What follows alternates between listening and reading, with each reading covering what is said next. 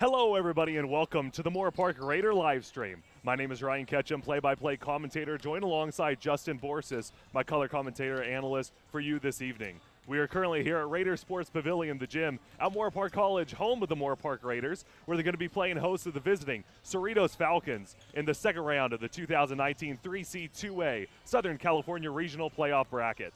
This is a huge game for women's basketball. The women's basketball program here at Moorpark College finished the regular season with a 28-1 overall record, 10-0 in conference play, earning their first outright Western State Conference Northern Division title since 1990. It's been 29 years, a monumental task that Moorpark Raiders were able to secure, as well as Cerritos College. They are sharing the South Coast Southern Section Conference title as well. They finished with a 9-1 conference record with a 21-10 overall record, getting a victory over Citrus College last week to be able to make it to the second round.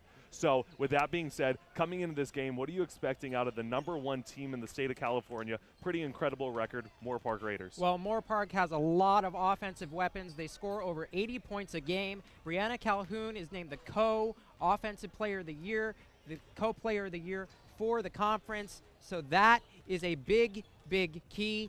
Also, you have other players like Barbara Rangel and Jasmine Carrasco who will pour in some extra scoring. Defensively, they are solid at 53.1 points a game. So Moorpark all around has been able to control the pace of their season by scoring a lot of threes and playing solid team defense. And actually, just right there when you were talking, we got a little sneak peek into head coach Kenny Plummer, who was in front of the camera right there. He is the head coach for Moorpark Raiders, as well as former athletic director Howard Davis was also right there when we were just speaking briefly. But also for Cerritos College, they were able to put together a really good season. I mean, the Rendon sisters are just playing fantastic. They are the two players to be able to watch out for that game with a sister dynamic duo. I mean, you have teammate chemistry, but then when you have sisters playing, where they're playing their whole entire life, what can that do to a team to be able to just have that chemistry throughout that long of a time? Well, it can help the other players understand how to work together because they see a sibling relationship used as a way of scoring, as a way of making plays on the floor. They're coming off a 9-game win streak. They're a solid team in themselves, over 20 wins this season. So Moorpark shouldn't sleep on them, and Cerritos should give Moorpark a run for their money today. Now, one thing that is going to be a big factor in this game, I think if Cerritos is going to be able to pull out this victory, obviously they are the underdogs coming in. They weren't even ranked in the state of California, going up against the #1 team in the state overall, including obviously the southern section. What they're going to have to do is they need to limit the three-pointers because this team, Moorpark Raiders, are just dominating on the three-point line. It's just amazing what they are being able to do. So what do you think that Cerritos can do to be able to effectively stop them or at least slow down that high three-point profiling out there? They could trap in the corner when the ball is being received. They could do some full court press, try and get Moorpark out of their rhythm. The X factor is going to have to be if they run them off the three-point line, they're going to have to be aware of Barbara Rangel inside. Because she is going to be the offensive rebounder, the heavy rebounder for this ball club. So you're going to need to double team, but then you're going to need to be able to recover to the paint to be able to stop that post-up option. And you mentioned Barbara Rangel. She, number 42, she is a co-Western State Conference Northern Division Player of the Year along with Brianna Calhoun. So she knows exactly what to do with the ball. She mainly gets most of her points off of the offensive rebound putback or just a quick feed to the post and a quick move. She likes to do a drop step as well to be able to get right by the basket, a little baseline drop step. She likes to kind of go middle as well. So she knows what she's doing in the post. But the big key is also going to be the rebounding factor.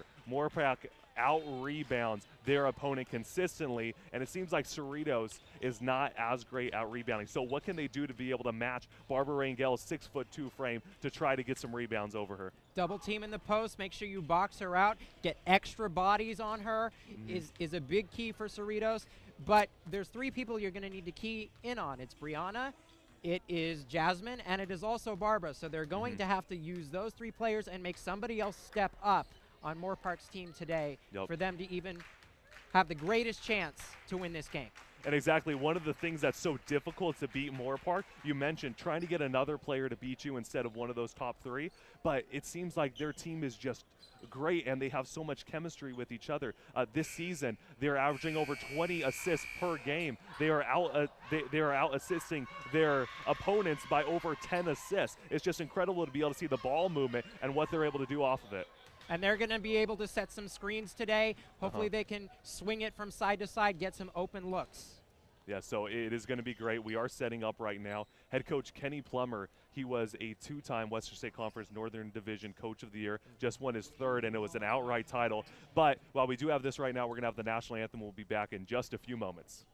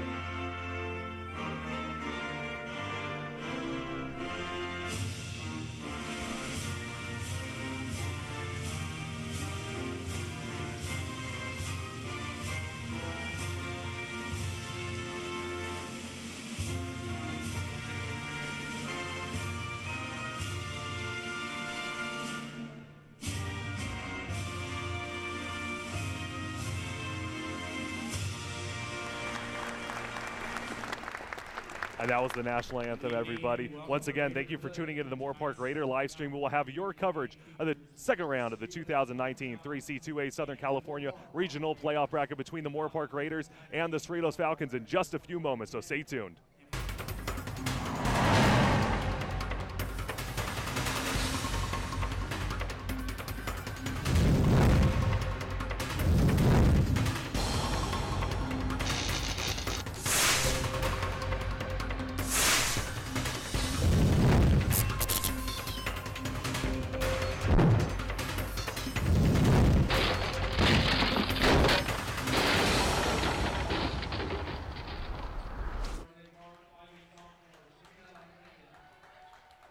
And hello, everybody. Welcome back to the Moorpark Raider live stream. Once again, this is your coverage of the 2019 3C2A Southern California Regional Playoffs between the visiting Cerritos Falcons and the home team, the Moorpark Raiders. Right now, we are getting ready to view the #1 team in the state of California, the #1 ranked team in this Southern California Regional Playoff bracket. They're going up against the number 16 seeded Cerritos Falcons, coming off of a 72-61 victory over the Citrus College.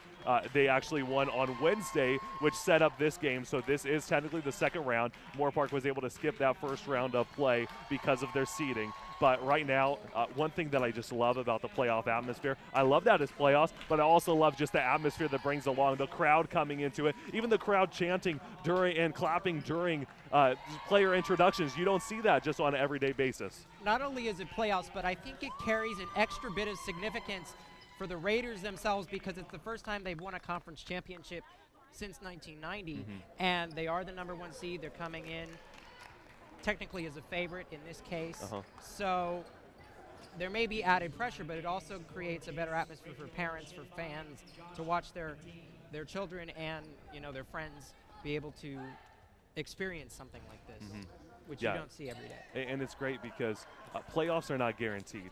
When you have a team like this, if you've been following Moorpark College, they've been getting better every year ever since they signed head coach Kenny Plummer. This is his 4th season. He's won 3 straight Western State Conference Northern Division Coach of the Year awards, with his first outright one this season. And just the building of the team, it's not guaranteed, But when you're able to put a good program like this, it seems like it's almost guaranteed. As we just had the tip-off, you see Brianna Calhoun with the ball, and we're getting ready to play some women's basketball here in the playoffs as Brianna Calhoun knocks down the first shot of the game with a 3. Right on cue, they go with a 3. It's their bread and butter for their offense. And Bray Calhoun, we mentioned, State Player of the Year as well as co-Western State Conference Northern Division Player of the Year. She's going to be someone that Cerritos has to watch out for. Rendon with the missed layup. One thing that you'll see with regards to three-pointers is they're going to look for transition opportunities, Moorpark that is. And transition opportunities, they do look for that. Brianna Calhoun is great with her footwork, so you're going to be seeing that all day, as well as Barbara Rangel getting the ball, knocking down her first 2 of the evening. One thing I've already noticed is that Barbara has the size advantage inside with regards to these Cerritos defenders, so they may look to exploit that today. Especially with her frame at 6'2" as well as knocking down the three-pointer. That's number 21, Lynette Garcia. Some quick offense. Jasmine Carrasco no good on the three-point attempt, but Calhoun gets the board. That's right there. Emily Herring, she's actually first team All-Western State Conference Northern Division as Calhoun can't knock down the putback.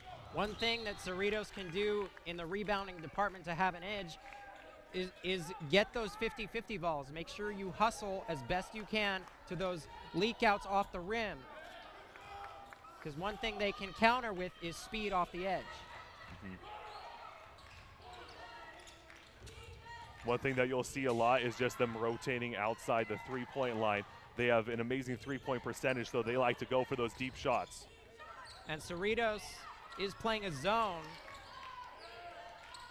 defending against that possibility. Wide open three-point shot, no good for Kristen Sullivan.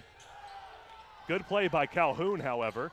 That's just the easy way to set up your corner 3, is to be able to sucker the defender into guarding you, and she was able to do that perfectly.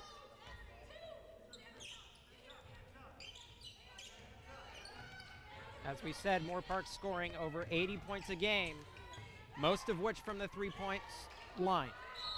Barbara Rangel, no good on the layup attempt. She is fouled. She'll go to the free throw line. Her first attempts tonight, but as you mentioned, 86.2 points per game on the season, 92.6 in conference play. It's just incredible how many points they're able to put up on the board. They don't get to the line that often, however, so most of their points are scored without fouling. And that's one of the reasons why we were putting such a focus on their three-point percentage of their three-point play, because obviously it's a lot easier to be able to get fouled if you're going towards the hole, and it seems like they like to work around the three-point line more often. Rangel able to knock down the free throw. 3 points in the game for her, matched with Brianna Calhoun's 3.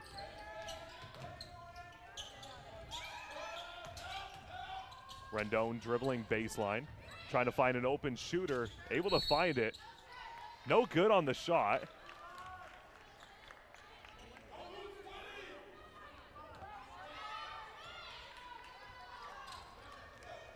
As you mentioned, one of the ways that you thought that Cerritos could be able to stop their offensive production is to have full court defense. They go for that. Didn't look like it worked out too well as Jasmine Carrasco is able to knock down the 3. The form on these threes are absolutely beautiful. Stepping in, squaring your shoulders right to the basket. Those are just fundamental easy things. It's like you see it a lot. When you see great shooters, they always work on the form. And the form is supposed to come first, because if you have the correct form, you're able to get the correct arc and you're able to knock down those shots. And that's exactly what these athletes are doing out here tonight. Early timeout here. Cerritos may look to talk things over, try and adjust to what they've seen early from the Raiders. They may try to see it, to force Moorpark to throw it inside to double-team Rangel and try to make her pass out of that scenario. As she has improved her vision on the court when she's down low. Just a quick little tidbit. We were talking about how much this team scores. They have 4 games over 100 points, including 2 in conference play. You don't see that too often, especially at this level. A deep 3 is no good. Quick offense, you mentioned they like to get out in transition. Calhoun able to find Emily Herring there for the easy deuce. Herring almost serves in terms of her points, almost like a sixth man, adding that little extra spark at 11.8 a game. Sometimes you just need one of those players that doesn't need to shoot every possession just to fill out your starting five, and I bet you on any team in the conference play, any team in California, she'd probably be one of the main scorers on the team. But great unselfishness by her. No good on back-to-back shots as Moorpark gets the board. Now, Cerritos is no slouch in the scoring department either. They score 67.1 a game. Exactly, and they even upped that total in conference play. They were able to score 80.7 points per game. As Barbara Rangel with the easy left-handed layup. An early run here for the Raiders. This 13-3 score with 6:06 and counting. Good defense by Sullivan. One thing that you'll see, Moorpark lining up in man-to-man defense. No good on the floater. See, what I'm noticing from Cerritos as of right now is there's a lot of one-on-one basketball. They're trying to drive it to the rim, but because the rim is so clogged, they are having trouble passing out of that area. So they need to rotate with spacing and get some back cuts to the basket. No good on the floater, and as you mentioned, this season so far, they've been out-assisted on a consistent basis. Good job by Calhoun. She didn't see anything there. She slowed it down and pulled it back out. Carrasco, she's going to drive in, no good. A foul, go to the free throw line. But as you mentioned about them having one-on-one play, in conference play alone, they have 12.4 assists per game, while their opponent has 13.9 assists per game. In the season, they only average 14.7 points per game, with their opponent having 12.2 assists per game. So it seems like they're passing, they're just not able to get it around. They like to play that one-on-one style. Sometimes it works for the teams, but at least right now what we're seeing is if you're going up against Moorpark and their defensive presence, you need to be able to pass it around and get them moving a lot. You need to get them tired. They only have 8 active players. Now, in terms of free throws made and attempted, they only attempt 12.3 a game. That's Moorpark, and they make 9. So Brianna Calhoun's going to take it herself, finds Mia Moore. Mia Moore down low, good on the floater. Mia Moore, kind of a spark off of the bench. She has a great shot as well. She has a great touch from behind the three-point line. You'll definitely see a lot of her in this game tonight. Cerritos, they're doing more reacting to the ball right now instead of anticipating where it should go.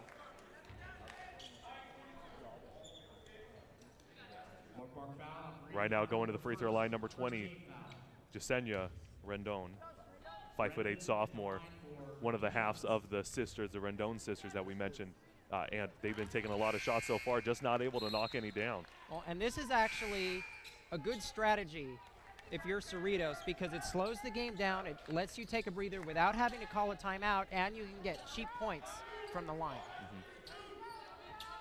Number 32, Jay Johnson, 5'10" freshman.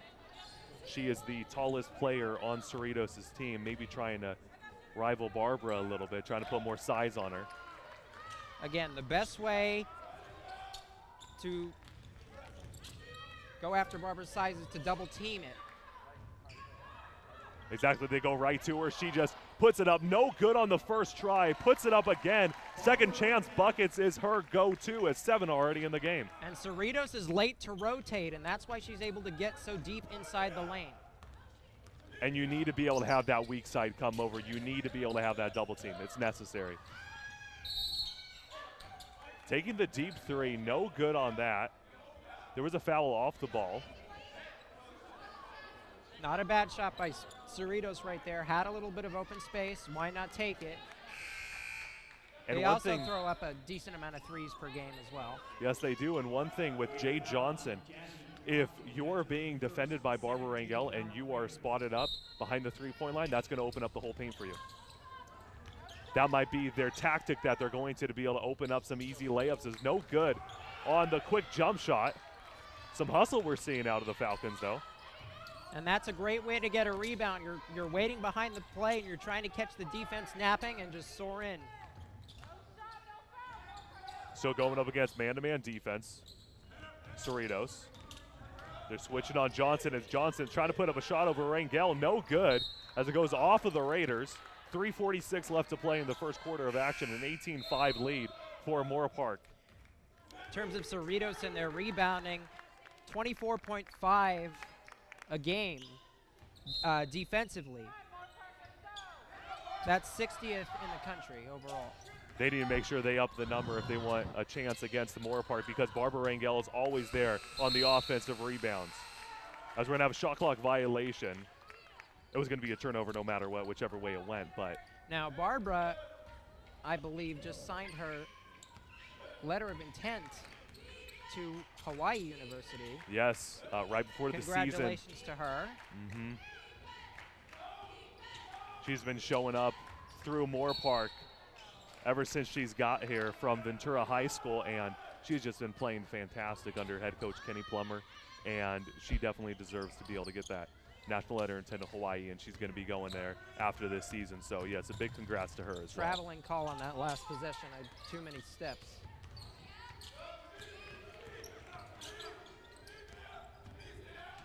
Right now, Cerritos trying to get some off screens, trying to get some action on the weak side of the ball, but they're not going towards the weak side, as no good on the fadeaway jumper by Jay Johnson. See, I see a lot of standing around, not a lot of rotation, not a lot of movement. Calhoun with the tricky moves, no good on the layup though. You'll see that. She's a highlight machine. As she gets a wide open lane to the basket, she's going to go for one of those jelly finishes. But you mentioned a lot of static play by Cerritos. As they almost had that backdoor cut, they were able to get Ayala off. I would try to drive to the rim. I know Barbara is a fixture inside, but if you can get those guards involved in the rim, you can try and draw some fouls. And that's what you always see, no matter if the center is actually committing a foul or not, just with their size, if you have a smaller player running at them, they're going to call the foul most of the time. With Mia Moore in the post, turnaround hook shot, no good. Still 18-5 with 2:05 remaining in the first quarter of play. Raiders are up. Brianna Calhoun, she does this about once a game, goes up for the layup off the steal. Great anticipation. Deny the passing lane, and you're able to poke it away and get the steal. Timeout called here. Cerritos is looking to talk things over yet again. An early 20-5 lead. Coming out of the gate strong.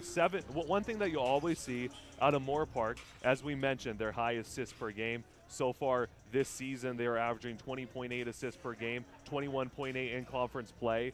Their opponents overall has been averaging 10.5 assists per game. They have more assists per game than the opponent, than what the opponent actually has. They have a bigger lead over the opponent than what the actual opponent has. It's just incredible to be able to see their numbers that they put up. But that's just a testament to how great they are at passing and how they're able to see the lanes, because what you see right now, at least statistics-wise, Brianna Calhoun, she has 5 points. Barbara Rangel has 7. You have Jasmine Carrasco, who has 4 points. Emily Herring has 2, and Mia Moore has 2 as well. And they're just passing it around. They're looking for that open shot. They don't just take a shot. And sometimes they're even so unselfish that they should be taking some shots, it seems like. Well, and that's indicative of their 28-1 record. They've been able to get those threes up and in at a pace that reflects what that record might suggest. And with their scoring margin that they've had this season, we mentioned 4 times they've gotten over the 100-point mark. It looks like they're on a good route for that tonight. Cerritos, though, you need to make sure that you make these changes early on in the game. You do not want to be caught far behind, because if you're caught far behind at halftime, then it's just going to be over for you. You need to be able to make some shots right now, and it seems like there's a lid on the basket. Jay Johnson was visibly frustrated as number 15, Jillian Yamasaki, was able to knock it down, but Jay Johnson was visibly frustrated after multiple shots were not falling through. And what I'm seeing from Cerritos, they're taking a lot of jumpers.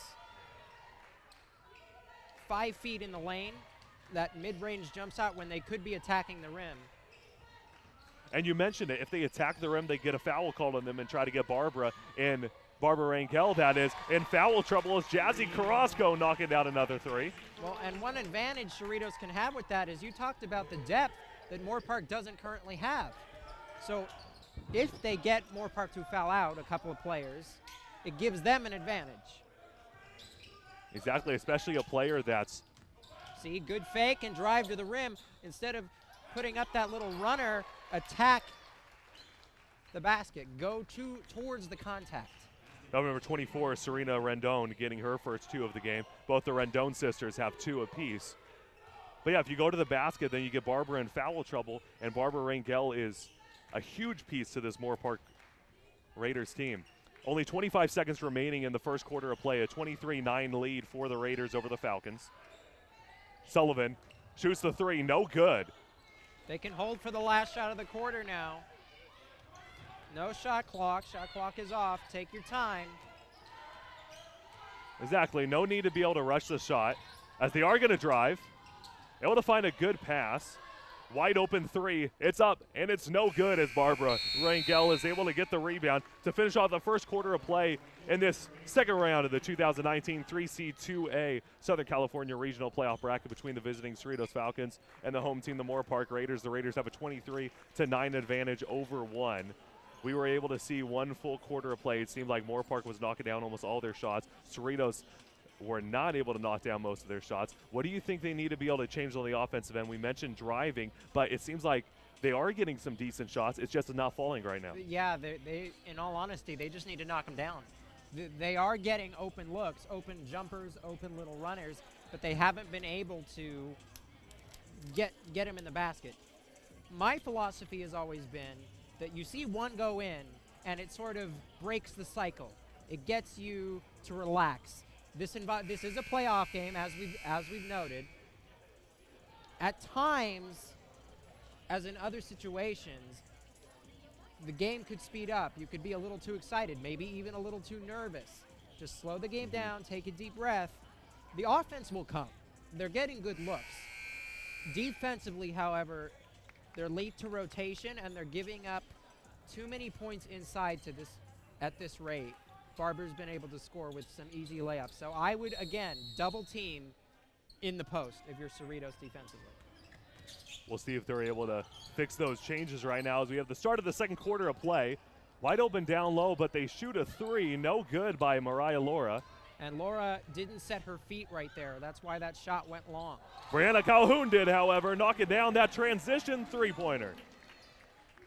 Moorpark just has so many weapons offensively, it's hard to know which one to cover first. That's what makes it so difficult to be able to defend them. It's no good on another 3-pointer. They like to get out in transition a lot as Calhoun is dribbling it up on the left side. Emily Herring spotting up, no good on the straightaway jumper. As right there, Barbara Rangel able to get another offensive rebound. I know that Moorpark is notoriously known for shooting threes, but if you're Cerritos, taking the chance of letting them shoot the 3 always might have a lower percentage than trying to get them inside. Emily Herring was able to knock down the 3. There was a foul off the ball.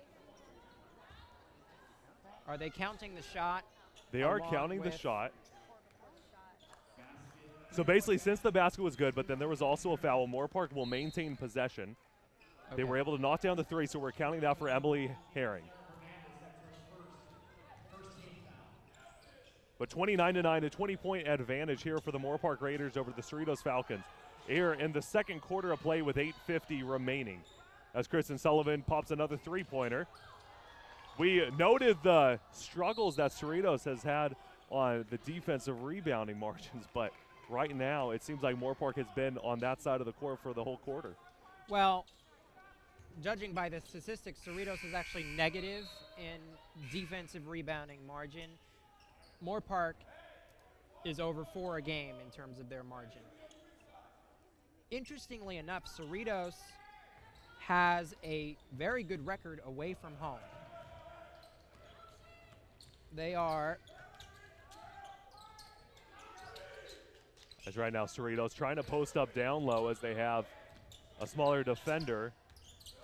They are 7-1 away from home this season. And maybe they just like the fire of the away team. I know from playing basketball personally, sometimes you just get a fire with the away team. as Jasmine Carrasco spots up corner three, and it's good. It seems to me that Cerritos is having trouble with assignments, knowing who to cover within the spacing of the floor. Continue to attack the basket, good kick out, and that's what you're looking for. They just need to see that ball go through the hoop. Set your feet, and you're able to get that shot knocked down. And that was a nice, easy, fundamental, short corner jumper. Sometimes you just need those fundamentals to be able to go in, as you mentioned. You just need to see the ball go through the hoop.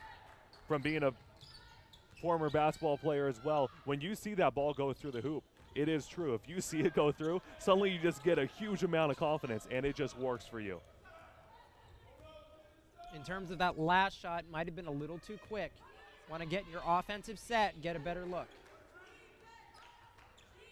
32-11, 7:20 remaining in the second quarter play as Moorpark has the lead. Barbara Rangel, easy deuce off of the quick move on the post up.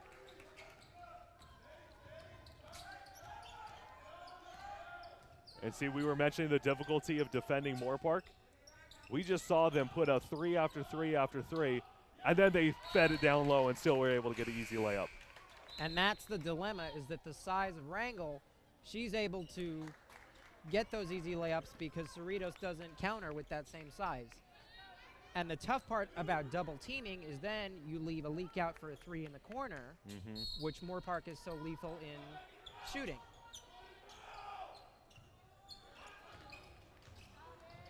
They're driving in, able to find a wide open player, but going for a better shot. A three-pointer is good. That's number 20, Desenia Rendon. And Rendon, again, we've called their number a lot. They've consisted of the most points today from Cerritos' side, able to set her feet. And that's an unsung hero, Isabel Ayala, going out for a deuce. Gets her first two of the game. Sometimes the unsung heroes are the most important. She's one of those players that will get some time out on the court, usually mainly meant for defensive play, but when she's open down there, Moorpark is just so, they don't have a lot of players, but they're so deep in talent that if you put her down on the court, she can be able to knock down some open shots. As Carrasco was not able to knock down the three. Well, a lot of that also can go to the coach's philosophy, because he has developed a scheme for these girls to excel in terms of the three-point line. No good on the layup attempt. That was number 20, Desenia Rendon. She's going to go to the free throw line to shoot two off of the foul. That was Isabel Ayala, number 2, with the personal foul. But just to talk about the conferences real quickly, we mentioned how the South Coast Southern Division Conference for Cerritos College, they were tied with El Camino for first place with a 9-1 conference record. El Camino played yesterday, and they lost to Glendale 71-55, so they are no longer in the 2019 CCAA Southern California Regional Playoff bracket. Then Ventura, who was second place in the Western State Conference Northern Division behind Moorpark, beat Rio Hondo by a score of 60-49, so they're going to be continuing on to the third round of the playoffs. They call a tie-up. Possession arrow will keep it. As coming back into the game is Brianna Calhoun. So far, some scoring breakdowns from Moorpark.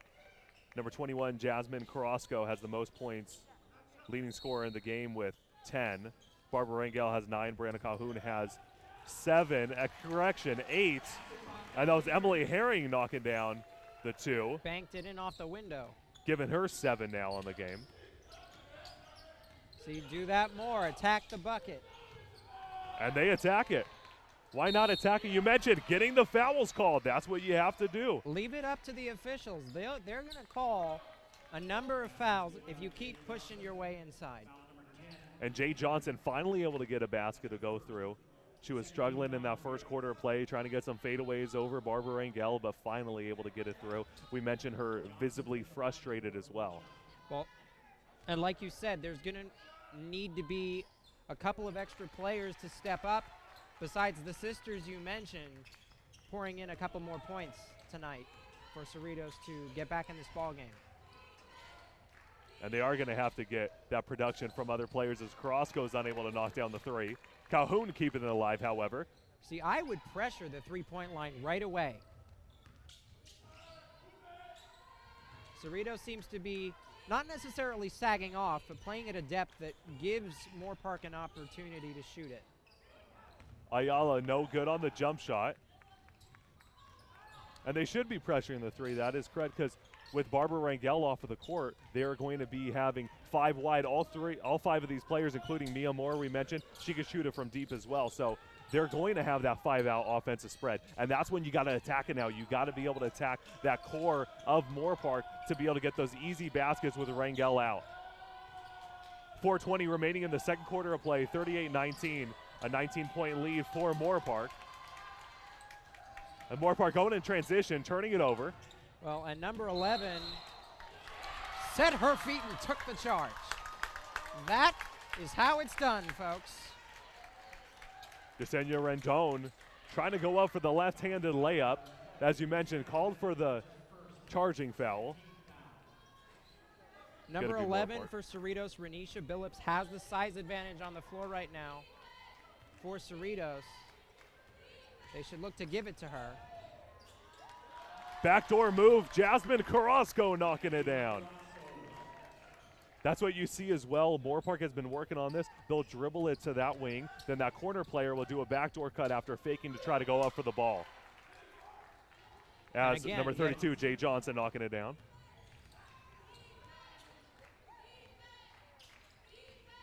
Cerritos would look to make a run with the next 3:32. But they need to be able to stop Moorpark from scoring. That's another 3. Jasmine Carrasco having herself a night, already 15 points here in the first half with 3:20 remaining. 43-21, a 22-point advantage for the Raiders over the Falcons. Driving through the hole, slicing and dicing through the D. A great move there by number 15, Jillian Yamasaki. And Yamasaki able to get again in the paint. And right now, a few buckets in the paint, leading to Barbara Rangel entering the game once again for the Raiders.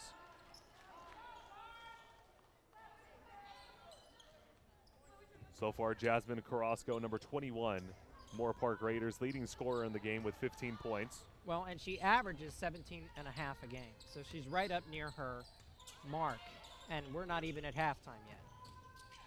And yeah, 17 and a half per game. She's just been dominating throughout this play. Rebound.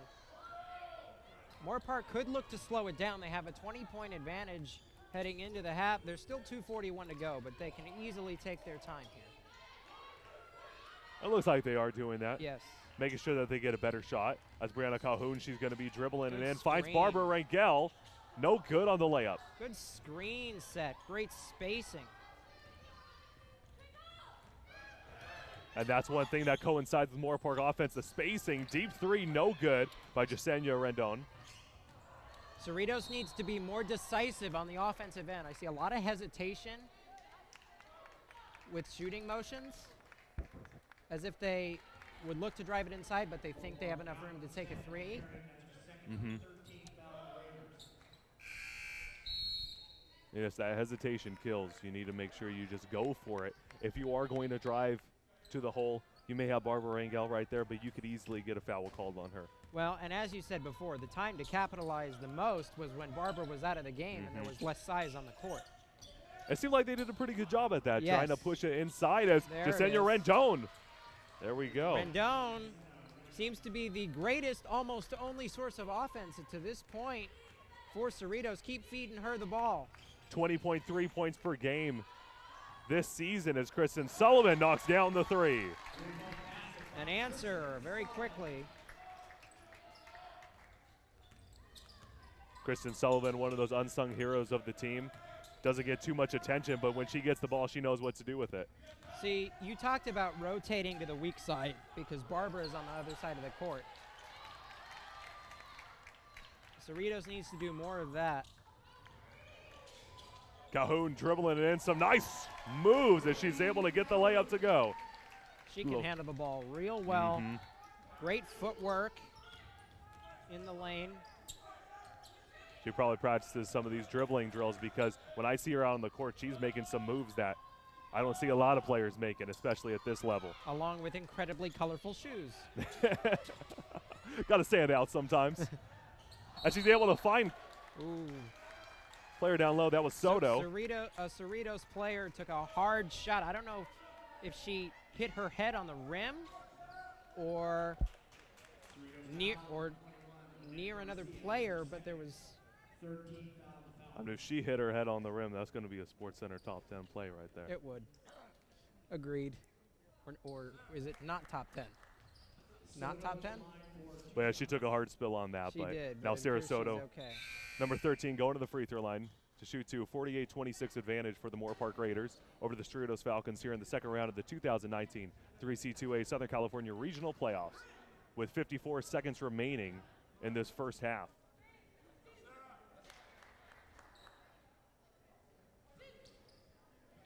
Soto doesn't have too much production this season, averaging about 1.2 points per game.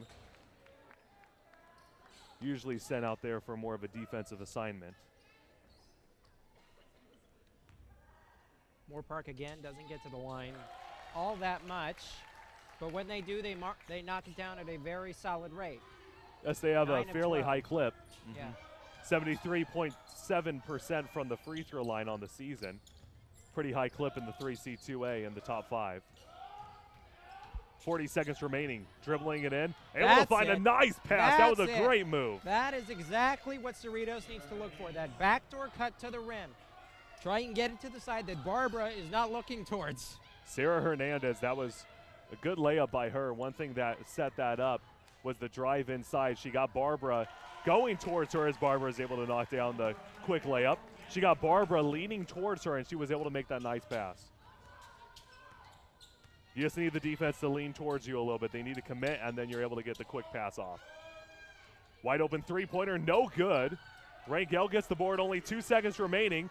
Calhoun tosses it up for three-quarters court, and it's no good. A 51-28-point lead for the Moorpark Raiders over the Cerritos Falcons going into halftime. And Coach has to be very pleased if you're on Moorpark's side. They've been able to pretty much get almost anything they've wanted to this point from the three-point line and getting it inside to Wrangle. If you're Cerritos, we've talked about it throughout this half, make sure you try and double team the post. I would take the chance of them trying to continue to knock down threes. And on the offensive side, drive to the hoop. We saw a couple of flashes of that with a couple of fouls being called. And the toughest part, they've been getting a couple open jumpers. They just haven't been able to knock them down, stepping into those shots. So if you're Cerritos' head coach, those are the things that I would key on as we are now in half.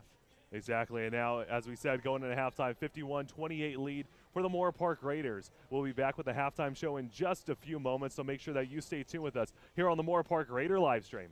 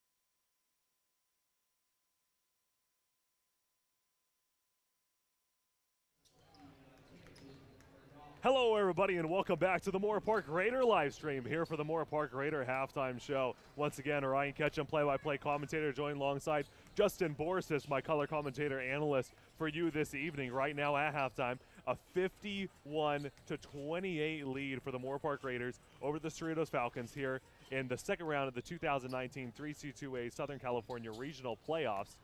And right now, it just seems like Moorpark is just running away with this thing in the first half. We were talking a lot about Moorpark's offense, but Cerritos not playing a bag. 28 points still against the Moorpark Raiders in the first half. It's something to be proud about. But what do they need to be able to change to be able to limit this Moorpark Raider points? Because at this pace, they're going to score 102. Well, they have to double Barbara, and they also have to be able to run people off the three-point line. Moorpark, for the game, is shooting 55.6%. That's over half as of right now at halftime. So you're going to need to be able, and the tough part is they don't have the size, but they're going to need to compensate, hustle for the rebounds, be able to double team, run people off the three-point line, try and get some steals.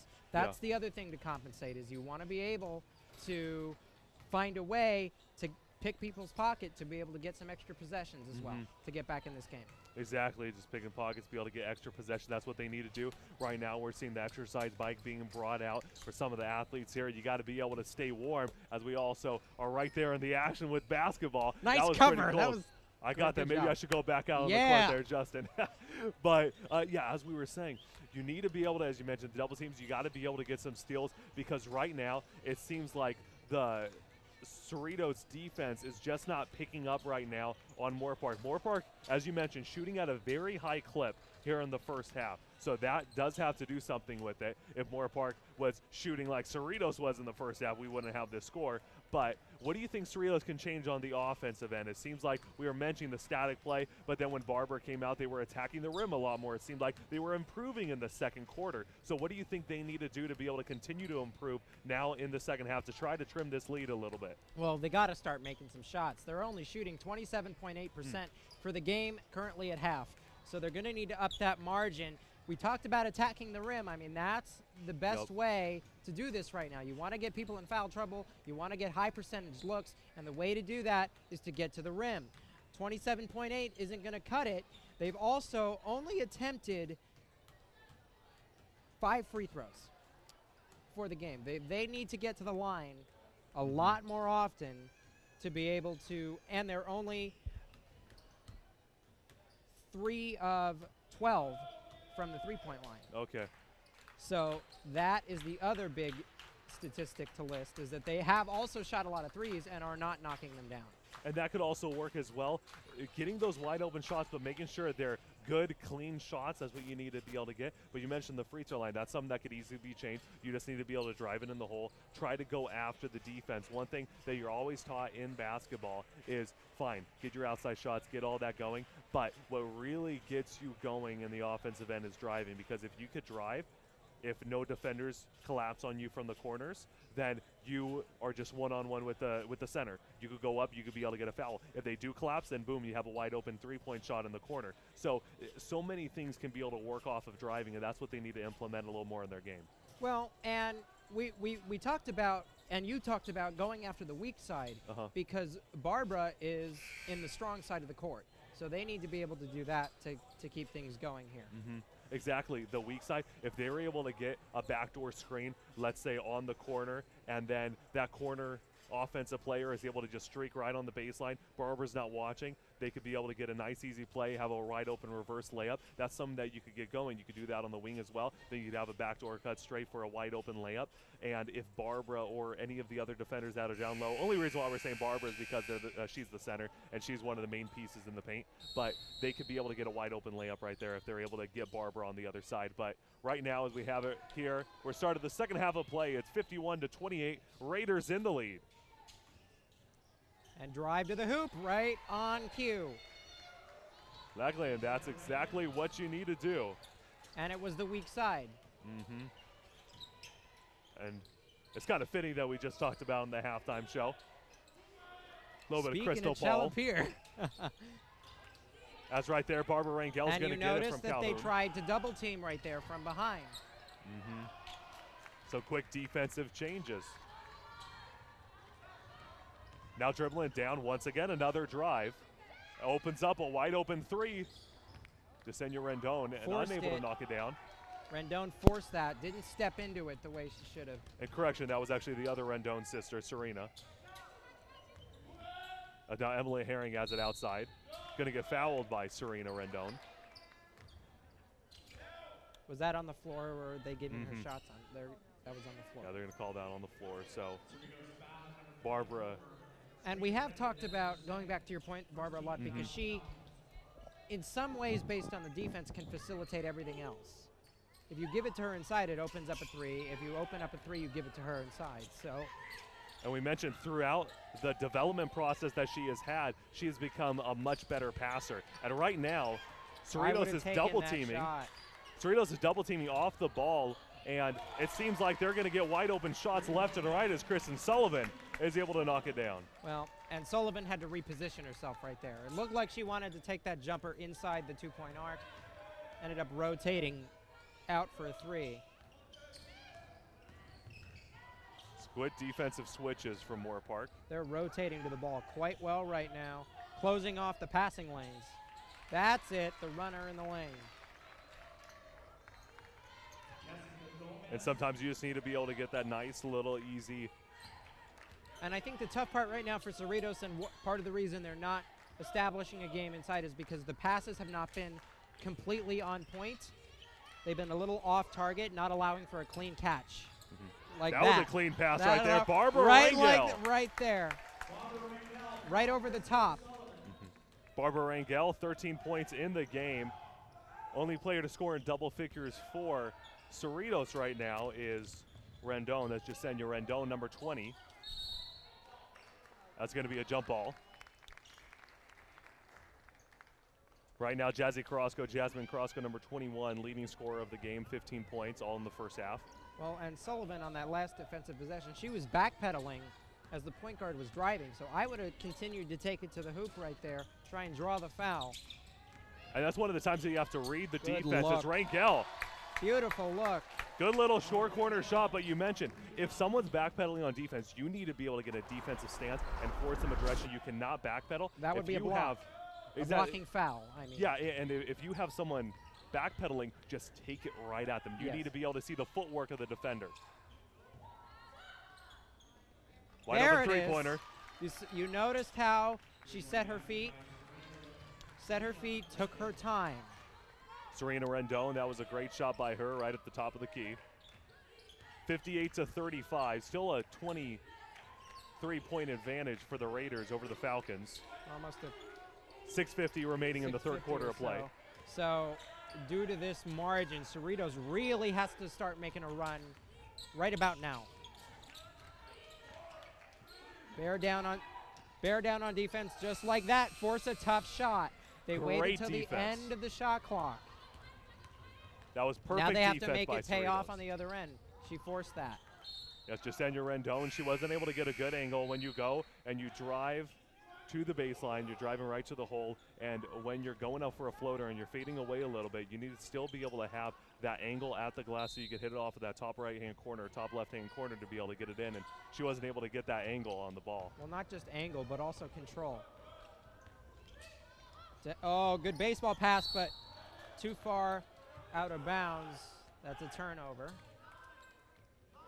Right now, it seems like head coach Kenny Plummer not too happy with the play. I wouldn't be as well because right now it seems like they're turning it over a lot and not getting some quality shots. Well, and I think what coach is trying to instill is to not get complacent. You have a 23-point lead to this point, and you don't want to get sloppy with the ball. Serena Rendon, no good on the three, but offensive rebound sets up Yesenia Rendon. A nice step back three-point attempt, no good, just rims out. How does that not fall? It was halfway through the cylinder. That's the story of the game right now for Cerritos because it seems like very true. They would have had much more points in the first half if they were able to get those quality shots that they had, but knocking it down because we saw in that whole first half they were getting some quality shots. They're getting quality looks, and I think coach is going to, when this game ends, whoever wins, He is definitely going to have a discussion about the defensive play of Moorpark today. Sullivan no good on the three-point attempt, but Carrasco gets the board, steps back to the three-point line and knocks it down. Carrasco, good shot, just needs to be careful of an over-the-back foul right there. That is something that you have to be aware of. A great drive by Jasenia Rendon, Turn but the ball over. it is going to be almost turned over. Lucky enough for the Falcons, it's still going to be. Actually, correction, that was a foul that they're calling there. Did they call a push? That's what it looked like they were calling from Cerritos, so it's going to be a turnover now. Moorpark ball. As Emily Herring was right there on the sideline, she fell out of bounds, and they're saying that there was a push that forced the falling out of bounds. Moorpark only 25 or so points away from matching their season average. Good save. It's looking for Sullivan in the corner. Yep. Seems like a lot of miscommunication here early on in the third quarter. 61-35, however. Well, and honestly, that comes with adjustment.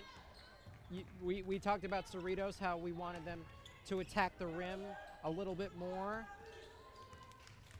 And conversely, it can throw off Moorpark's timing a little bit. They're driving right now, able to find a wide open short corner jumper, no good. Short. They get the rebound. You just have to go up with that against Barbara. She didn't go up strong, however. Yes. She was leaning back as she put the shot up. Good decision by Emily Herring, though, to be able to push it back out and reset. Yep. But as you mentioned, going up strong, that's what you need to do. You're not going to get a foul call if you fade away. The drive and kick seems to be the MO of the Moorpark Raider offense. As now, going coast to coast, and no good on the layup. Beautiful block. Good recovery by Calhoun. And that's the key for defense, is if you get in a transition like that, you recover quickly to the ball. And Brianna Calhoun, 5'6", able to raise up for the block.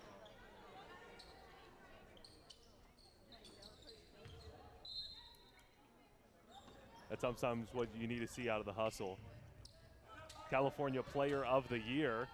When you see a title like that, you got to see hustle like that, and she puts it up every single night as it's going to be a foul on Rangel from Jay Johnson. And now, if you're Cerritos and the coaching staff, you need to start being aware of the amount of fouls being picked up by certain players. Make sure you don't get into foul trouble as this game continues to go along. And one thing, as we were mentioning, they need to be able to drive it more for Cerritos on the offensive end. And one of the reasons why is Barbara just got her first foul.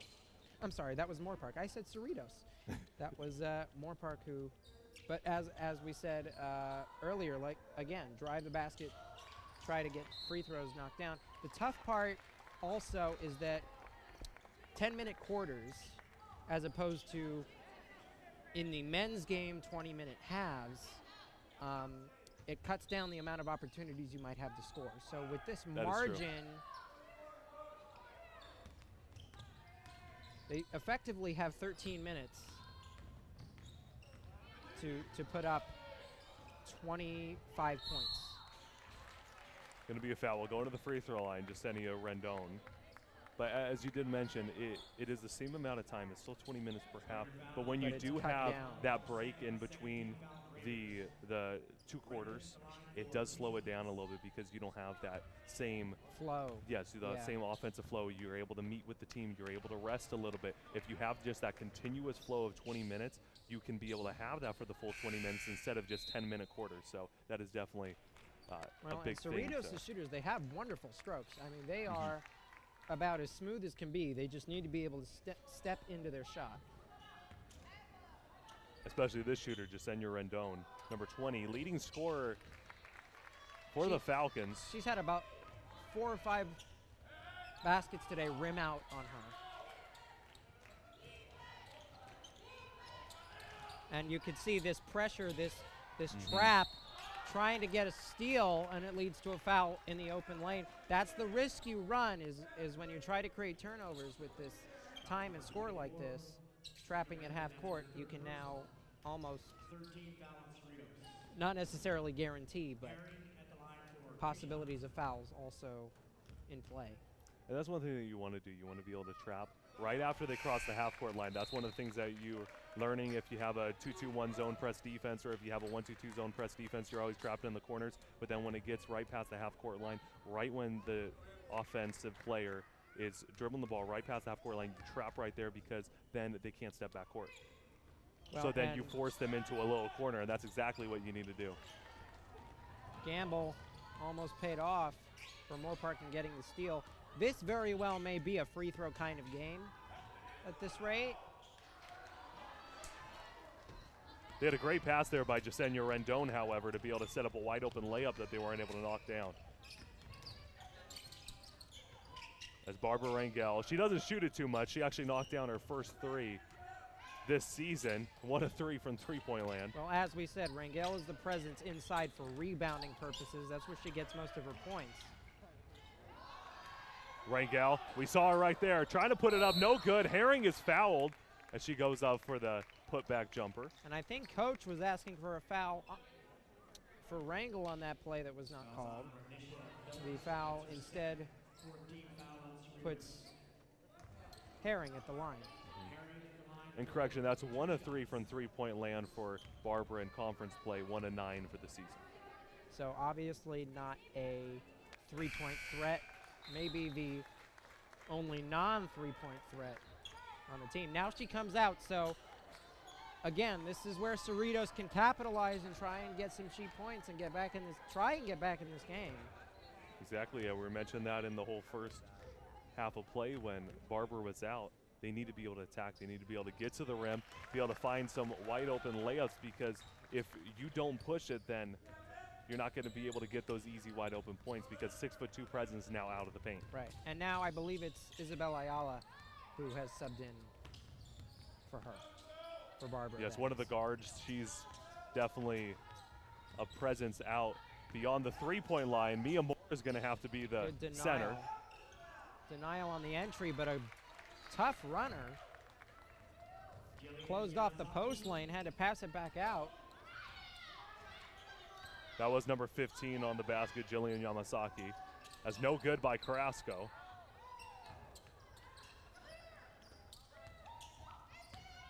And Carrasco right there was careful not to foul. When you saw on that rebound, she was hounding defensively and tried not to pick up a cheap one. Going up for the quick layup, no good. Offensive rebound. You're already seeing the presence of Barbara Rangel. The absence of that presence, I should say. See, but is the margin a little, a little too late? Seems like 64-41, only 140 like left in the third. Because you would assume, unless Coach decides to keep Barbara out for the majority of the fourth quarter, that she would come back in at the beginning of the next period. Ayala, good pass from Mia Moore. Moore wide open from three-point land, no good, but Herring gets the board. That's what you have to do, just keep it alive, and great play by Calhoun. What a cut to the rim. The back cut on the baseline. That's what you like to see out of Brianna Calhoun, because she is that player of the year for California, Southern California, and co-Western State Conference Northern Division player of the year. She has a wide open three. I was going to say, she passed up the three. Wide open three. Nobody's around her, and she's able to find the better shot. That's what you like to see out of a player. Equally accurate shot. And that's what you like to see, just the unselfishness from this team, including one of the star players.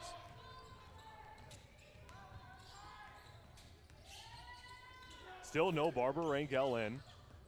I would envision she doesn't come back in until the beginning of the next quarter.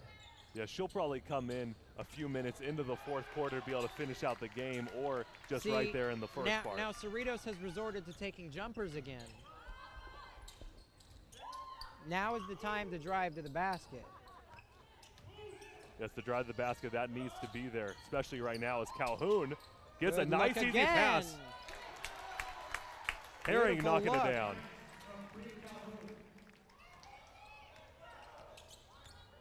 And the little dump-off passes, Brianna Calhoun showing her vision out on the court. Well, and Calhoun, as much as she is also a scoring threat, her passing ability today has been the key. They did get in the paint once again. That was Yamasaki, no good on the floater. Only 8 seconds remaining in the third quarter of play. They're going to hold for, or try to hold for the final shot, but got the pocket pick, and Calhoun has a run out. And she was unable to knock it down. You can see that she's frustrated that she could have put it up to 70 before the third ended. I don't know if it's as much frustration as it is a little kind of, okay, sarcastic smile as this margin is now at 29. I'm sorry, 20. That's 27-point margin. That's correct. It's all good. We'll go back in math class after this. No. That's why stats has not been kind. But 68-41 lead for the Moorpark Raiders over the Cerritos Falcons here after 3. So, to me, if there is any way for Cerritos to pull this one out, they need to get turnovers. They need to get steals. They need to take charges. Anything to get extra possessions at this point, because 10 minutes to score 27 points, it is a tough task. That is a very tough task against Moorpark, but also having to score more than what Moorpark scores as well in this fourth quarter of play, too. Right, and being able to stop the possessions that Moorpark will eventually get. As we said, the narrative of this game has, at least in terms of Cerritos, has been missed shots. They've had the open looks, missed shots, and the factor of not driving it enough in the lane. Those are the two keys to this that I would focus on. That's exactly, and right now, if they are going to start forcing some turnovers, they need to be able to trap. They need to also be able to force the bad pass. They need to make sure if they do trap down low in the post on Barbara Rangel, who is, she's still a great passer, but probably the weakest passer on the team as being the center position. They need to be able to trap her, but then also make sure they have the right defensive rotations to be able to force that bad pass. Well, and I would trap full court, not half court, or not three-quarters court. At the start of the fourth quarter of play, a missed three-point attempt for Cerritos starting off this quarter as Ayala is going to be dribbling it up and a traveling violation's called. Which also means that if they trap full court, they need to be aware of assignments to be able to recover once they get across that half-court line. 68-41 lead here for the Moorpark Raiders. And as we stated, they need to be able to start knocking down shots, and Barbara is back in the game. Sort of driving the narrative, and they go away from her, and that is how they've been able to get to the rim today. And that was a great drive by Serena Rendon. She was able to see exactly where Barbara was and able to go on the weak side of her to be able to have her body in between Barbara and herself and the ball. As Rangel. Good denial of the entry. And that's also, you just need to be able to make a better pass right there, maybe even get a better angle as Serena Rendon knocks down another layup. So denial of the entry pass, there's a turnover, which is what we've discussed. Now they're gambling to get other turnovers, but again, they got to recover to the ball. And this is the start you like to see if you're a Cerritos fan, to be able to get a quick start like this and be able to make sure that you force those turnovers. And I would pressure at almost every area. Good closeout. That was actually pretty solid defense, just better offense. Sometimes shooters are just going to shoot. Yeah. And Jazzy Carrasco, with the follow-through that she has, with the great set that she has, she's going to knock it down more times than not. And now they look for transition again. I like the relentlessness of Moorpark in terms of not choosing to slow down. You still got another 8 minutes to play here. That also going to set them up for further playoff games if they are able to win this one. Right. It's going to set them up for the next round to be able to just come out as strong as they did in this one. Correct. Well, and the task that will come for the coaching staff of Moorpark is to make sure that they don't rest on their laurels of this potential victory. It seems like right now, even though Barbara Rangel is in, Cerritos is trying to drive in the paint and get some layups. This is exactly what they need to do in the first quarter if they wanted to be able to get on a good run. It seems like they learned that just a little too late. They focus on it just a little bit too late in this game. As Carrasco can't knock down the three. 7:25 remaining in the game, a 73-45, 28-point advantage for the Raiders.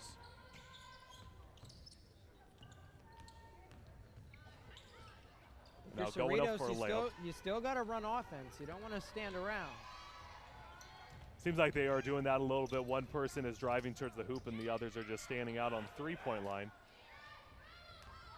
And coach is still just as intent on making sure that his team remains aggressive defensively and stays on track, trying to make sure they get back off that missed shot. Yes, at this point, 7 minutes to go, there needs to be, well, a miracle for Cerritos to be able to pull this out. I do like the fact that Moorpark is staying aggressive. They haven't chosen to slow it down, to get complacent, to stand around, to kind of go da-da-da-da-da, you know, with a almost 30-point lead. If you're Cerritos and you look toward either the rest of these postseason games and or next season, you continue to build, you continue to grow, continue to recruit. Moorpark at this point just has too much firepower to be able to cover exactly all that and ground. They may only have 7 to 8 active players, but all those active players see a very good chunk of time. The coaching staff has spread it out to a point where they all could be a threat at some point. Yep, and all 8 have played today, including Sarah Soto and Mia Moore and Isabella Ayala, who come off the bench. Well, and I think part of it is a principled thing. You know, the coaching staff, as much as they want to put the best team on the floor, they also want to let these players get playing time in an environment like this. This is a playoff game, a very good crowd here on hand. So to have that experience, that environment, only builds. Good save for And Cerritos Serena right there. Rendon, number 24, she's been putting up a good second half. She has 12 points so far in the game. She's the bright spot and draws a foul there. 73 to 48. Lead here for the Raiders.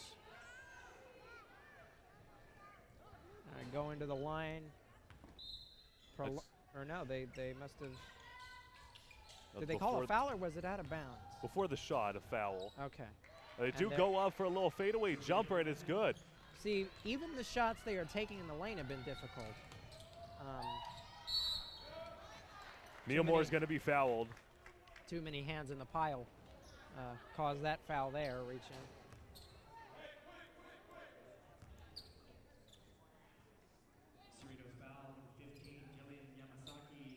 And right now it seems like Moorpark, they're just trying to find Barbara down low. Oh, good cut.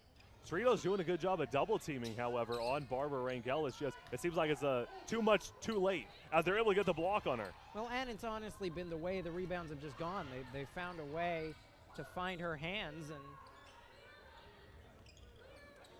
73 to 50, a 23-point advantage for the Raiders over the Falcons with 5:28 remaining in the game. A foul. Coach disagrees. However, the ball did hit the side of the backboard. So number 20, Jasenia Rendon, will go to the free throw line to attempt 2. She has 12 points in the game, with her sister having 14. Both the sisters the only 2 in double figures for the Falcons tonight. Jasenia Rendon. Yes, 2 bright spots.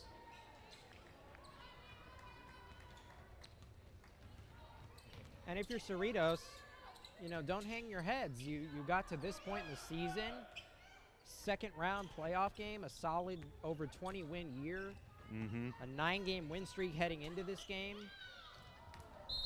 Just out of the reach of Rangel. And one thing, as you mentioned with Cerritos, yeah, you shouldn't be able to you shouldn't be hanging your head down, because, I mean, the score may be like this, a 20-point lead through most of the game. But if you look at the Moorpark Raiders' track record this season, #1 team in the state of California, they've been doing this to almost every single team. They have a 43.2 points per game more that they score against conference play this season. I mean, they have been dominating as Brianna Calhoun is able to get the bucket. So if you're Cerritos, you got to know in yourself, sure, you might be losing by this much against the #1 team, state of California, but you've gone this far, and you know that you can beat all these teams. Now you just need to be able to get to that next level to be able to battle those top teams. Well, and it's almost just like the NCAA tournament, March Madness, if you think about it. The amount of, 15 seeds, 14 seeds that have upset #1 seeds in tournaments like that, sometimes spectators can act as if it's such a shocking thing, which in some cases it is, but they don't give enough credit to the team who actually beat them. So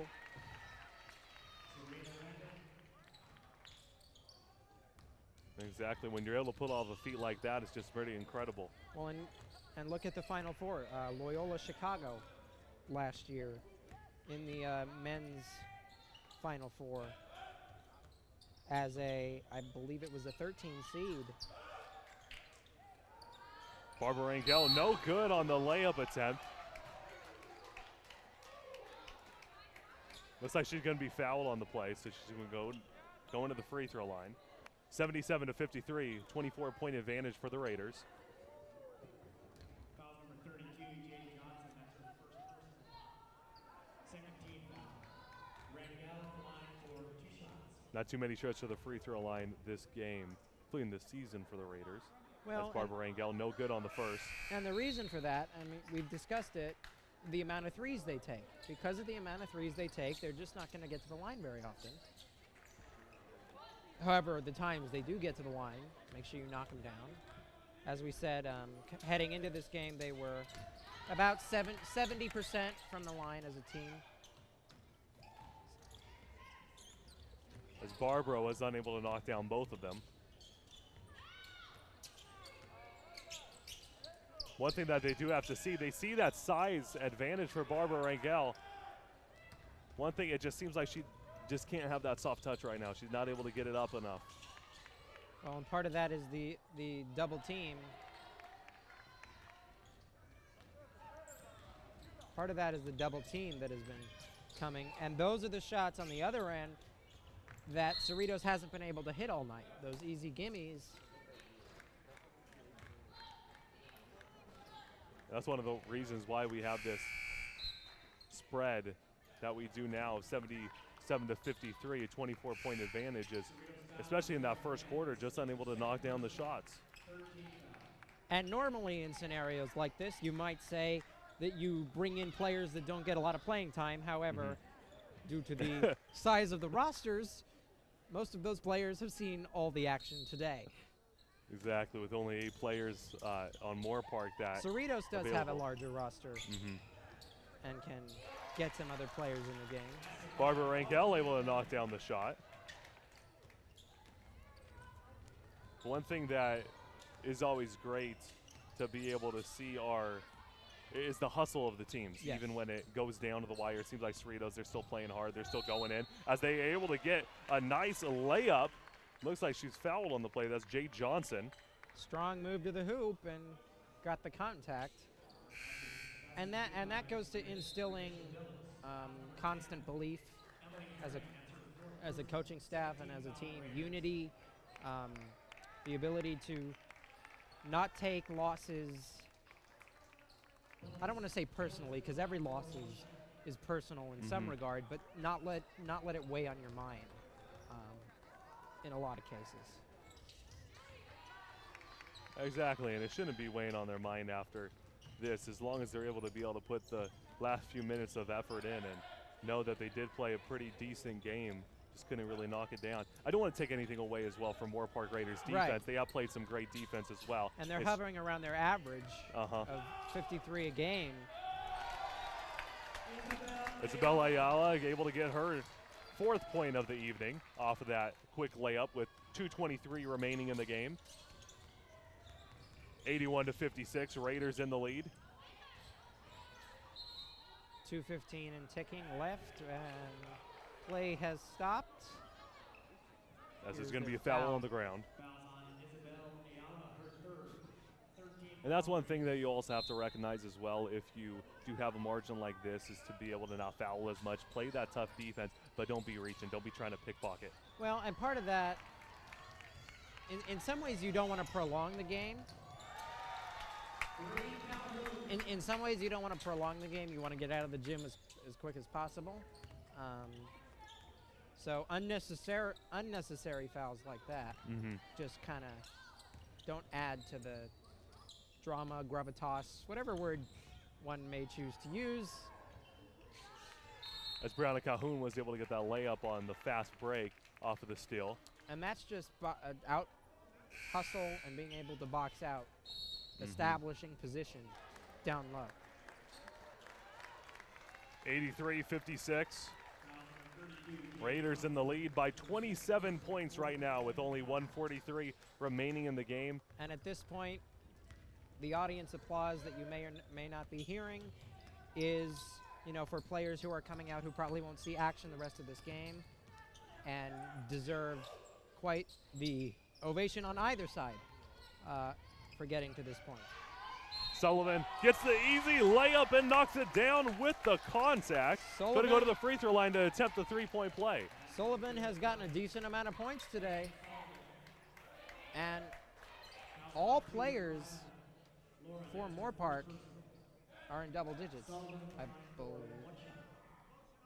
They are not in double digits, but there are plenty who are to this point. Exactly. Kristen Sullivan almost in double digits. She has 9 points now, as she's the only player the only starter not in double digits.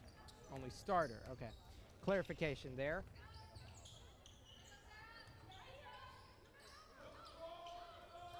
With 1:15 remaining, Moorpark's posting up. defense has been closing out real well on shooters tonight. Denying passing lanes. That's why Cerritos has really not been able to get much today. One thing that is commendable about head coach Kenny Plummer, Moorpark women's basketball head coach, 3-time conference coach of the year, one thing you'll see, no matter what his team has scored in the game, when it comes down to one of the final shots, he will make sure his team doesn't take it. If the shot clock is off and they're winning, he makes sure that his team has the respect class, for the other team, yeah, the classiness to be able to not take it. And it as much as, I mean, this is a sporting event, but we are also here at a school, which means just because there are professors here and people who are credentialed instructors doesn't mean that those who are not also teachers. And in doing so, you are instilling a belief of respect and dignity and admiration. And as you saw right there, if you were able to hear head coach Kenny Plummer, he was telling his athletes to be able to get over the half-court line and not shoot, so that was great as well. The We Are MC chants that we heard at Ventura College in the previous game, 72-39 victory for Moorpark over the Ventura Pirates. We heard those We Are MC chants as well, just representing for the Moorpark Raiders, an 86-56 victory. That was a 30-point victory for the Moorpark Raiders in the second round of the 3C 2A Southern California Regional Playoff Bracket. As we have it right now, as it stands, with that victory for the Moorpark Raiders, they are going to be playing next Saturday, which is going to be at 7 p.m. here March 9th at Raiders Sports Pavilion here at Moorpark College, and they are going to be playing against Glendale. So Glendale Community College in round 3. Whoever wins in the round 3 matchup will then continue on to the state playoffs, which the state playoffs will be the weekend of March 15th, 16th, and 17th at Ventura College. So a lot that they're playing for in the next week of play. But right now, that 86-56 victory, pretty impressive win for the Raiders. Pretty impressive win, but also keep perspective. Know that it will not get any easier. You still have to keep that same intensity, that same drive, that same passion that Moorpark showed today. They were right around their average, 86 points a game. If you're Cerritos, you continue to grow and build, as we've said earlier, and in other cases, you try to work the ball inside as fast as you can to draw fouls. But a 21-win year for them, that is very impressive in and of itself. It is, and, yes. Very strong year. Again, 9-game winning streak is snapped to this point, but they came in on a hot streak themselves, and Moorpark handled themselves really well, and well done for them today as well. Exactly, and right now we're here for the post-game show, the Raider post-game show right now here at Moorpark Raider Sports Pavilion. we had that big victory for the Moorpark Raiders, 86-56, going on to play Glendale Community College at home on March 9th, which is going to be next Saturday at 7 p.m. With Moorpark playing the way that they did, a 30-point victory, obviously there's many things that you could change. How do you think that they could be able to prepare better for their next game coming up? Well, they definitely shot the ball real well today. Defensively, they left a lot of open looks.